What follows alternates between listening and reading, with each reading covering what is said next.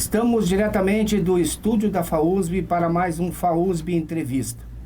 Hoje estamos recebendo aqui a professora Ludmila Almeida Pereira de Sena. A professora Ludmila é advogada, especializada em Direito do Trabalho e Processo do Trabalho pela AMATRA, Escola da Magistratura da Justiça do Trabalho da 23ª Região. Nesse intuito de receber a professora especializada em Direito do Trabalho, nós vamos abordar aqui Direito do Trabalho Contemporâneo e os temas mais recentes que estão em evidência no âmbito trabalhista. Professora Ludmila, seja bem-vinda ao FAUSB Entrevista. Obrigada, tudo bem?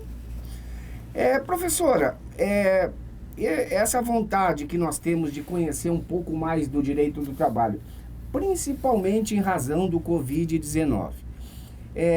Existe uma diferença bastante grande do momento que nós vivíamos antes e do momento atual.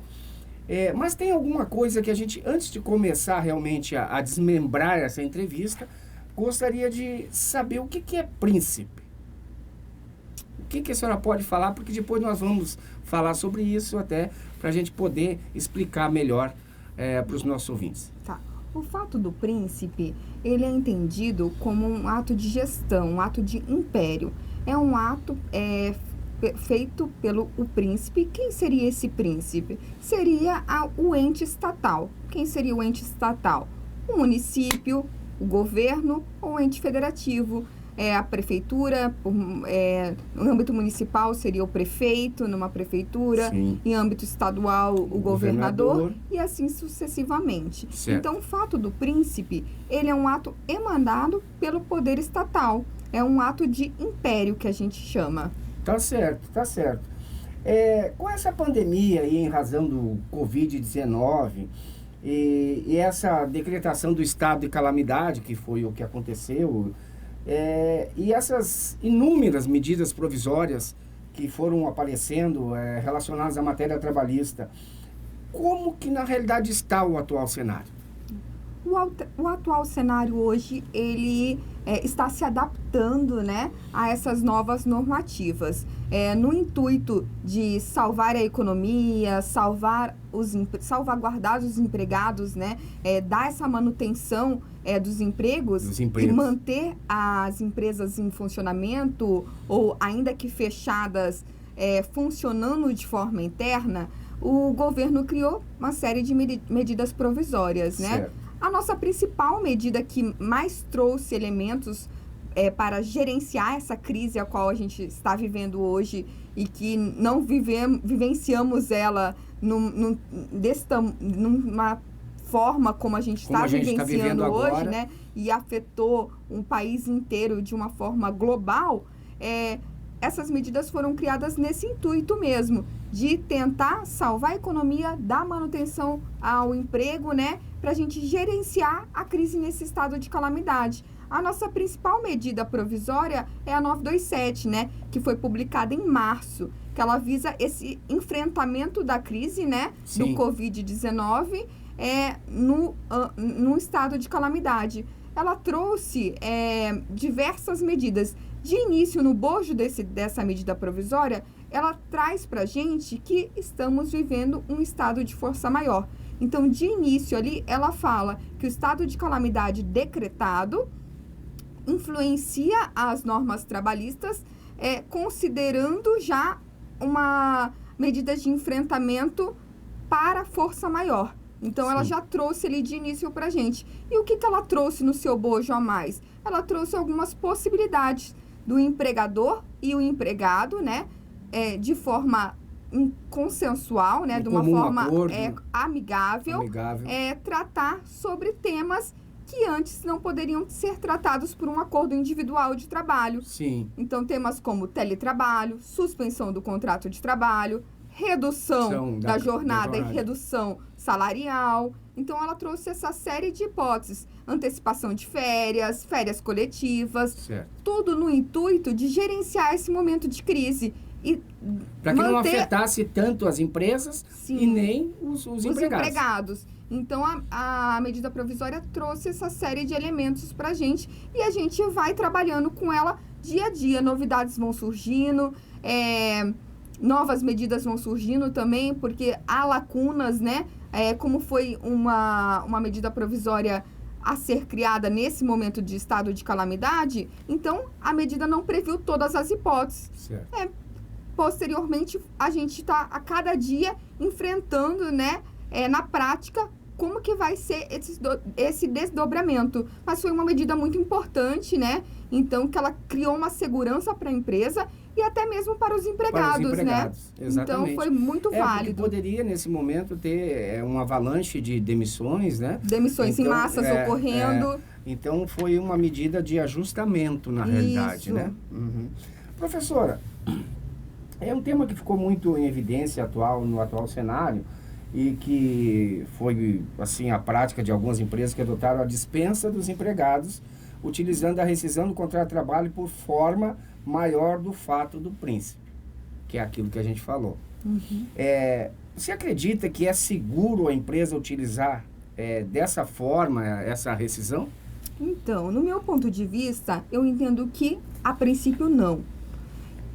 Temos que ter muita cautela nesse momento, né? Sim. E nós, como operadores do direito, temos que ter mais esse zelo, sempre fazendo uma análise bem criteriosa para a aplicação, não só do fato do príncipe, como da força maior. Porque a gente sabe que, para que haja essa aplicação, a gente tem que cumprir elementos objetivos e elementos subjetivos. Sim. Os elementos objetivos, eles estão caracterizados.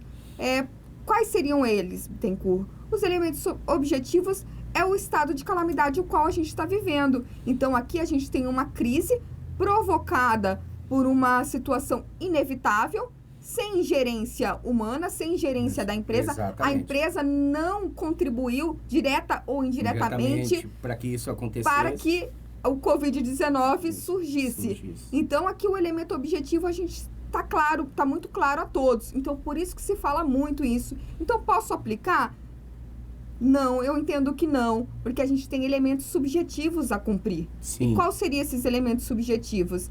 Seria a afetação econômica financeira da empresa, que eu acho que isso é indispensável para a gente poder aplicar nessa ruptura contratual, por força maior ou por fato do príncipe, estar presente o elemento subjetivo. E esse elemento subjetivo, ele pode ser visualizado no próprio artigo 502 da CLT, no parágrafo 2º, ele traz para a gente que a afetação econômica vai ter que ser comprovada. Então, eu seria muito cautelosa ao dar um parecer jurídico favorável para que uma empresa se utilizasse da rescisão de contrato por força maior ou fato do príncipe, porque o elemento subjetivo, a empresa está atingida de forma substancialmente financeira e economicamente, é indispensável.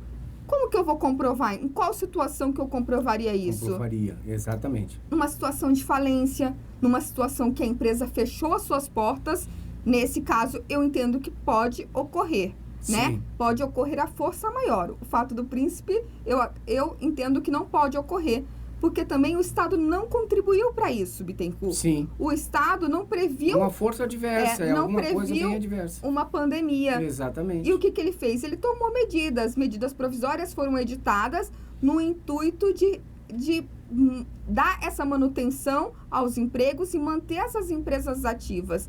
Mas para o fato do príncipe, eu entendo que não é possível essa aplicação de rescisão contratual com base no fato do príncipe, tendo em vista que o poder estatal, o governo ou o estado, o município, ele não está tomando essa decisão, por exemplo, de lockdown, de fechamento de certas áreas, por vontade própria, por ato discricionário. Ele está tomando em razão de medidas que, né, são orientações de norma de saúde com o intuito do bem maior, que é zelando pela vida dessas pessoas. Pela saúde. Então, Exatamente. eu entendo que o fato do príncipe, hoje, atualmente, não é aplicável. A força maior, se presente o elemento subjetivo, que é a comprovação que essa empresa foi afetada de forma substancial, ou seja, comprovado que essa empresa faliu ou comprovado que essa empresa fechou as suas portas em razão dessa pandemia, desse estado de calamidade, eu entendo que pode ser aplicada, sim, né, analisando caso a caso, a força maior. Ao passo e essa força maior, ela necessita de ajuizamento para que ela aconteça?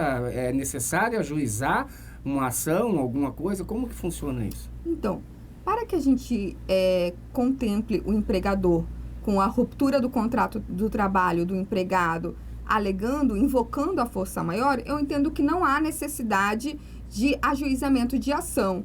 O que ocorre, você vai fazer uma análise criteriosa, né, do elemento objetivo e presente o elemento subjetivo, você pode fazer essa ruptura do contrato de trabalho de forma, a gente pode chamar de, vulgarmente, de forma administrativa, né? Você manda para a contabilidade, né? Sim. Ou, às vezes, a própria empresa, ela tem um departamento lá que cuida disso, ou manda para o jurídico seu autoriza essa ruptura de contrato do trabalho por força maior e ela pode acontecer. O que pode acontecer é o empregado não ficar satisfeito e vir a juízo, pleitear, né? Movendo uma ação para reverter esse quadro, essa demissão invocada por força maior, por uma demissão sem justa causa ou uma outra demissão que ele entenda que lhe é de direito. Certo, é exatamente o direito que ele tem de recorrer à justiça para repor aquilo que não foi talvez pago naquele momento, né?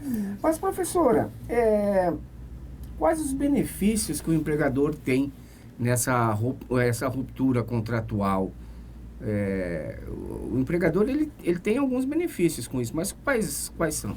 Então, quais seriam esses benefícios? São as indenizações. No caso de ruptura do contrato de trabalho por motivo de força maior, o empregador, ou seja, a empresa, ela terá que pagar apenas metade das verbas indenizatórias, que é o que a gente chama de FGTS da multa dos 40%. 40%, vulgarmente falando, seria, então, teria que a multa de 40% seria reduzida em percentual de 20%, nos contratos por prazo indeterminado. Já nos contratos por prazo determinado, teria que ter aplicabilidade em conjunto, né, do artigo que trata do prazo indeterminado e seria também a penalidade, a multa em percentual de 20% também, mas isso pela metade. Mas isso não afeta nada a verba de 13º, de férias, isso não afeta, né? Não, as verbas rescisórias que a gente chama, que seriam 13º, salário, férias, 1/3 constitucional, isso será devido ao empregado, tá? Há uma corrente muito minoritária que entende que essas verbas podem ser pagas pela metade em caso de força maior. Essa corrente é bem minoritária, como eu disse, e ela não está sendo acatada no judiciário. Então... não está levando força. Isso. Se isso ocorrer, você vai correr um grande risco de ter a reversão disso perante a Justiça do Trabalho. Certo. Professor, no atual cenário que a senhora entende, assim, pode ser aplicada, isso a gente já falou um pouco também, mas vamos voltar de novo nesse assunto, a rescisão do contrato de trabalho pelo fato príncipe. A senhora já falou disso, mas, por favor, repita para ficar bem claro. Então, ao meu ponto de vista, eu entendo que não, Bittencourt. Por ser um ato de gestão, por ter que ter obrigatoriamente a participação direta ou até mesmo indireta da administração pública, ela tem que ser ela tem que ser utilizada numa forma muito extrema.